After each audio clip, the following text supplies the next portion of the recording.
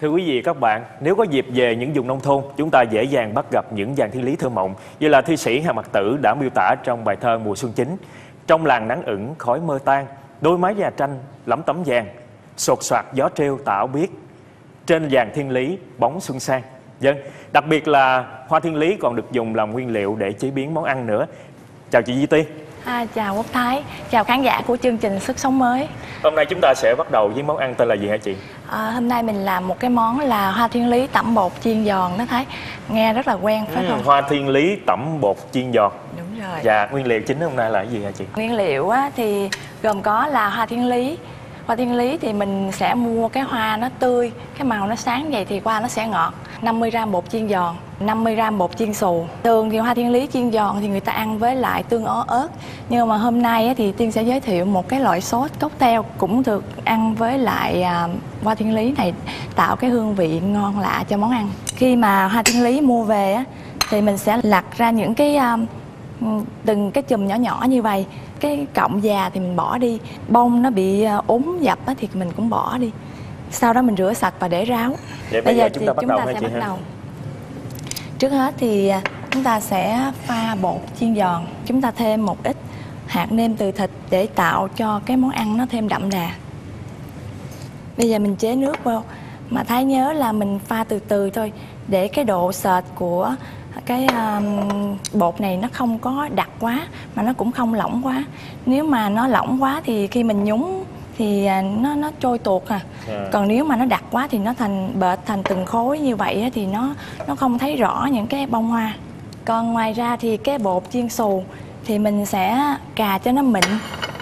Cà cho mịn thì Thái giúp chị đổ ra. Mình cà như mịn như vậy thì khi mà mình nhúng vào thì nó sẽ áo đều cái hoa hơn. Bây giờ chúng ta sẽ bật lửa lên nha. Bây giờ thì mình bắt đầu là nhúng cái hoa thiên lý vào cái bột giòn này và sau đó nhúng qua cái bột xù và thả vào chiên. Hoa này ngoài việc là chứa chất xơ nè, nó còn chứa vitamin nè, rồi các khoáng chất nó làm cho đẹp da đó Thái. Thái giúp chị chiên những cái này nha. Chị Thái làm thử nha chị. Còn bây giờ chị sẽ làm sốt đúng không chị? Đúng rồi.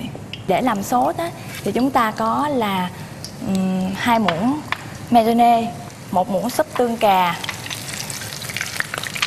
bột ớt và ớt Tabasco, chanh và một ít muối.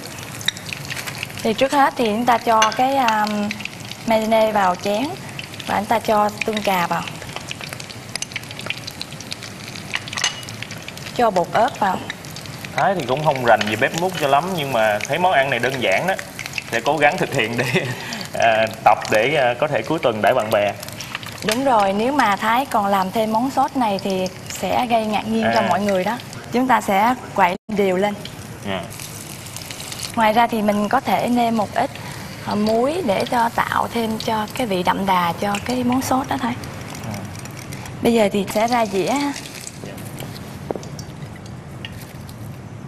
Cái màu sắc xanh nó vẫn giữ hả chị ha? Mình chiên nhanh đó thôi, thì màu nó vẫn giữ. Mình không cần để lửa lớn. Bây giờ thì chị để sốt ra cho Thái dùng thử nha. Thái thường thấy ăn salad trộn cũng mình cũng trộn sốt này cũng được đúng không chị? Rồi để Thái thử nha.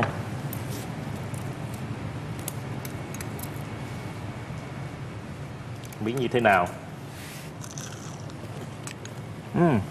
Cái cánh hoa nó giòn tan trong miệng vậy đó, cộng với cái béo béo của sốt chua chua của chanh và mặn của tương cà nữa, cộng lại nó cảm giác là món này rất lạ hả chị?